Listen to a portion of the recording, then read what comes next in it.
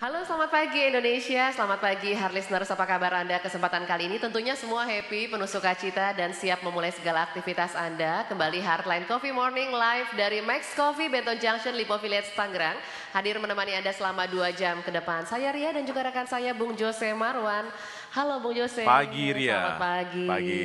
Iya. Apa kabar? Oh baik, sehat. Kenapa tadi bilang Indonesia tiba-tiba? Oh iya, tiba-tiba saya tadi menyapa Indonesia Iya, karena ya. kita memang disiarkan hampir meliputi sebagian besar wilayah Indonesia ya. Iya, di antaranya ada Samarinda, Samarinda, ada Lampung, Bali, Berau, Makassar, iya. dan juga Jabodetabek. Iya, serta dunia live streaming melalui heartline.co.id dan juga di heartlineradio.com. Indonesia memotivasi. Itu topik kita Ria ya, Indonesia memotivasi. Berat atau ringan sih? Tadi kamu tanya-tanya ke saya, itu artinya apa ya gitu ya. Iya.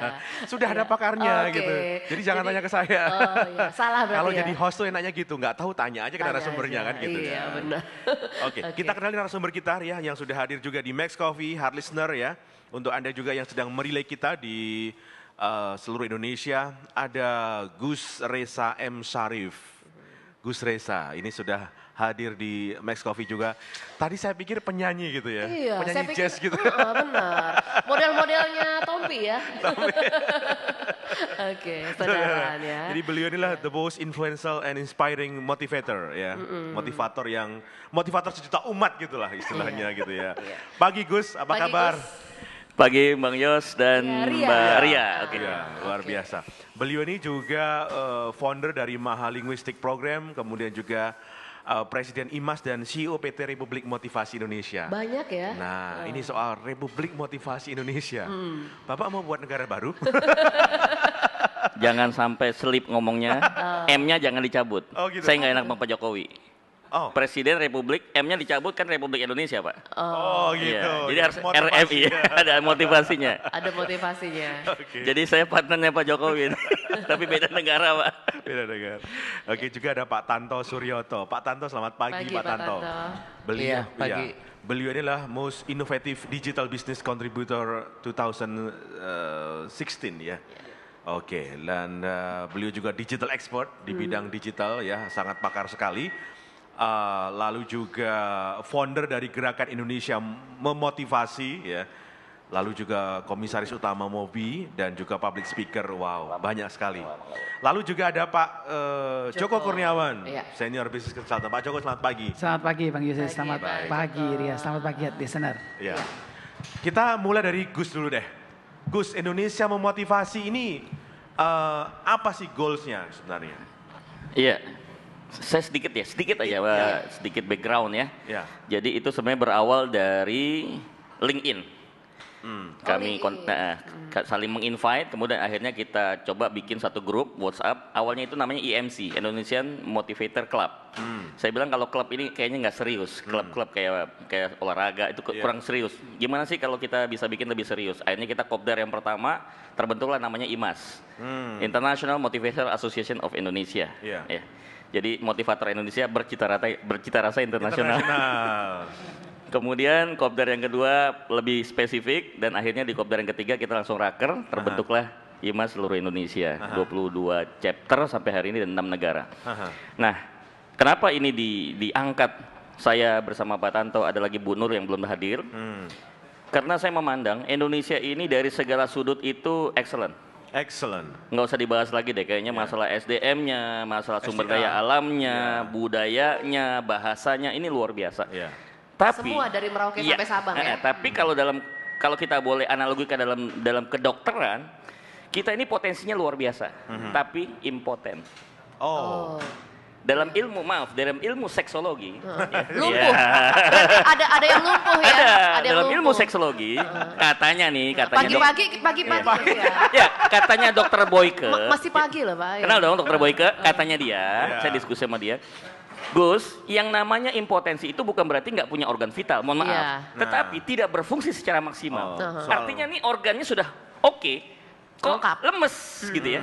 4L, lemes, letih, loyo, lesu gitu ya. Lungkrah. Gimana caranya kalau dalam pendekatan kedokteran itu, dalam seksologi itu, we need Viagra, we need Viagra. pil biru. Tapi kita di sini nggak mau ngasih pil biru yang seperti itu. Kapsul yang mau kita kasih adalah kapsul motivasi-motivasi. Ya, at least 3 kapsul yang kita akan berikan pada mereka Iya. selama kita roadshow ini. Yang pertama kita sebut dengan istilah triple C. C yang pertama adalah competition. You never compete with your competitor. Sebenarnya competition itu you compete with yourself. The most competitor is your enemy is yourself. Jadi musuhnya adalah diri kita sendiri gitu kan, kompetitif. So kalau nggak ada kompetisi, orang nggak tertarik untuk melakukan sesuatu gitu. Santai aja gitu kan, zona nyaman gitu ya Pak Joko, Pak Tanto ya. Kemudian yang kedua adalah challenge. Bangsa ini membutuhkan sebuah tantangan gitu.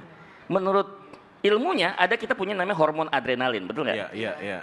Nah, konon kata para ahli, kalau kita bisa mengaktifkan hormon adrenalin bisa meningkatkan produktivitas. Harus dikeluarkan tuh hormon. Harus dipacu. Harus dipacu. Gimana ya? cara macunya? Motivasi. Oke.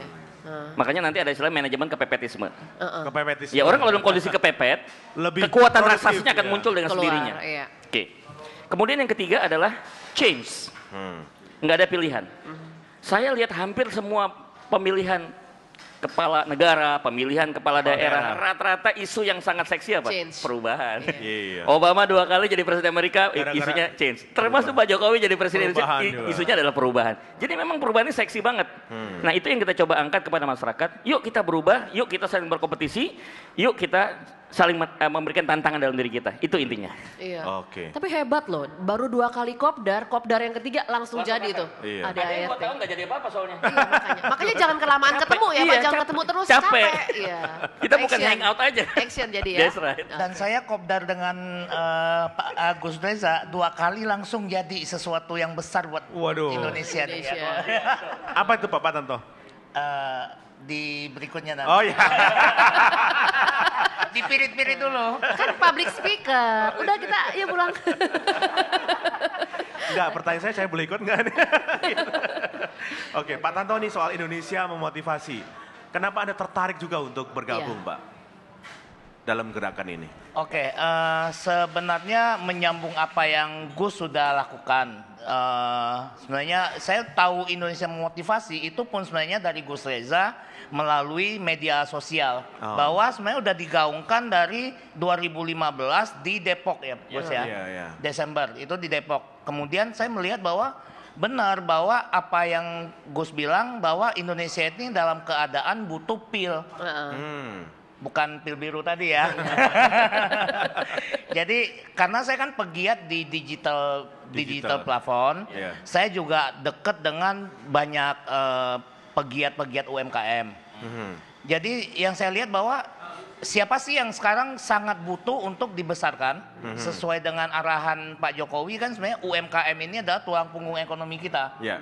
Nah, kan saya juga sangat giat di dalam hal ini, dan saya mensupport itu dengan plafon digital. Iya. Tetapi di dalam plafon digital tidak hanya mereka difasilitasi untuk melakukan praktek-praktek ekonomi saja, tapi mungkin mereka butuh dikasih pil-pil yang membuat mereka lebih terpacu secara adrenalin tadi. Kata Gus Reza, mereka perlu ada spirit untuk bagaimana mereka compete dan sebagainya itu yang saya melihat bahwa ini sebenarnya sejalan apa yang saya mau lakukan, yang sedang saya lakukan dengan para UMKM dan digital, dengan apa yang Gus Reza lakukan secara offline di dunia motivasi, itu sebenarnya sama, tujuannya satu. Bagaimana kalau kita bersinergi membuat sesuatu yang lebih besar. Itulah kemudian muncul kopdar kedua, hanya kami berdua bertiga sama Bu Nur, itu jadilah sesuatu. Jadi yang sesuatu. 3 orang aja jadi gitu ya. Dan memang ini nggak bisa sekali 2 kali, memang harus terus. Makanya dibikin serius. Karena ketika kita termotivasi sekali, berikutnya loyo lagi ya. Iya. Pak Joko gimana melihatnya Pak, Indonesia memotivasi ini? Iya, jadi setuju sama Gus Reza, setuju sama Pak Tanto bahwa intinya sebenarnya Indonesia itu butuh tadi change, butuh berubah. Nah, siapa yang bisa melakukan perubahan? Pemerintah pastinya bisa, tapi pemerintah saja tidak cukup. Iya. Harus ada orang-orang seperti Gus ini, seperti Pak Tanto yang mendobrak dari bawah. Supaya apa? Ada gerakan yang lebih besar, sehingga nantinya dari pihak pemerintah bisa menangkap esensi yang lebih besar juga, dan akhirnya kita geraknya itu bareng gitu. Karena begini, ketika kita bicara soal motivasi tadi, ketika kita bicara soal gerakan Indonesia motivasi, karena orang Indonesia tadi setuju banget sama Gus bahwa orang Indonesia tuh pintar-pintar lah. Pintar-pintar, dahsyat-dahsyat, tapi yang pintar rata-rata kadang-kadang nggak mau balik ke Indonesia. Ya karena merasa di sini tidak kondusif dan yang lain, tidak ada sesuatu yang mendukung. Padahal Indonesia butuh ya. Iya, anak-anak muda juga sama, anak-anak muda yang pintar di kampus-kampus kadang-kadang udahlah kerja di luar aja. Karena merasa di Indonesia kok nggak ada ya satu ambience yang kuat untuk mereka maju gitu. Nah, kalau saya karena saya biasa di komunitas, kalau di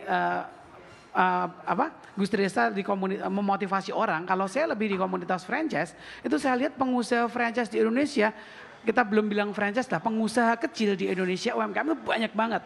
Tapi mereka yang bisa maju kita lihat hanya segelintir aja. Kenapa pertanyaannya? Karena mereka tidak ada yang memotivasi. Yang mereka mau aktif di komunitas mereka termotivasi. Tapi yang enggak mereka keluar. Akhirnya apa? Mereka tergerus. Akhirnya mereka merasa bisnis itu sulit. Padahal sebenarnya ketika ada orang yang memotivasi, bisnis ketika ada mudah, orang yang betul yang dorong ke tren teknologi, maka bisnis ternyata enggak sulit. Jadi intinya apa? Kembali bahwa kita mesti memotivasi tuh UMKM di Indonesia agar mereka di frekuensi yang pas ada orang-orang yang bersedia menolong. Karena pengalaman saya kalau saya putar ke daerah itu ditolong sedikit aja. Hasilnya mengagetkan loh. Iya. Bener, misalkan ada orang cuma punya 1 atlet. Bu, kenapa ini enggak diduplikasi? Oh bisa ya Pak? Bisa. Apa yang perlu saya siapkan? Oke, bikin standar dulu deh. Saya hanya bikin 1 kata, bikin standar. Standarnya apa Pak? Oke, standar pelayanan, standar operasional, standar servis, apapun. Oh mereka tiba-tiba bulan depan telepon, Pak kami sudah siap Pak. Oh. Kayak Jadi, dibukakan ya? Iya dibukakan. Jadi pengusaha UMKM Indonesia itu kasihan. Karena mereka tidak punya teman. Tidak punya cukup banyak teman. Nah mudah-mudahan nanti dengan program Indonesia Motivasi yang digerakkan oleh Pak Tanto sama Gus Reza dan teman-teman. Ini mudah-mudahan membuat Indonesia menjadi lebih baik lah gitu. Gus, rahasia memotivasi orang Indonesia itu apa kuncinya? Supaya itu efektif gitu. Gini, kita itu lebih sering menghabiskan energi karena gontok-gontokan sendiri. Karena tidak ada the most enemy. Zaman dulu penjajahan Belanda. Karena ada musuh bersama. That's right. Kita nggak ngelihat agamanya lu apa, lu aliran apa, lu dari kelompok apa, nggak ada urusan. Kita usir tuh Belanda. Ketika penjajahnya pergi, kita bingung merumuskan siapa nih penjajah baru kita. Penjajah baru kita. Saya mengusulkan, ya melalui gerakan Indonesia Motivasi ini kita mengusulkan 3 hal. Yang pertama adalah kemiskinan.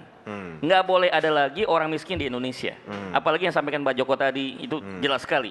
Yang paling berpotensi untuk menuju kepada garis kemiskinan adalah di garis bawah, grassroots. Yang selama ini tidak pernah ada kepedulian dari atas.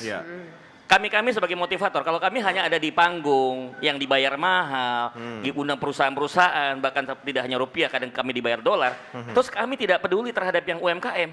Bagaimana? Ini samanya kita sedang menyiapkan kapal nih ambruk gitu. Kan kita juga tinggal di situ gitu. Yuk kita bantu gitu loh, yang masih kapal-kapal kecil yang tongkang-tongkang ini kita bantu. Dia akan menopang kita punya kapal induknya gitu loh. Itu satu. Yang kedua adalah kebodohan. Yang bikin, maaf ya, yang bikin yang namanya isu-isu itu berkembang secara cepat, termasuk kemarin, mohon maaf, di Tanjung Balai kemarin, kenapa sih? Kalau masyarakatnya cerdas, mau dipancing gimana pun, nggak logis. Jadi nggak baper gitu. Pakainya selalu logika. Ya, bukan baper, nggak bawa perasaan. Ya, emosi boleh, tapi harus dikendalikan. Itu yang kedua. Kalau cerdas, sulit. Orang untuk ngipasin kita, provokasi kita tuh nggak mungkin. Yang ketiga adalah apa yang disebut dengan kebertuhanan. Kita hidup itu kan nggak bisa hanya sekedar kaya, ya makmur, tapi kok semakin jauh sama Tuhan.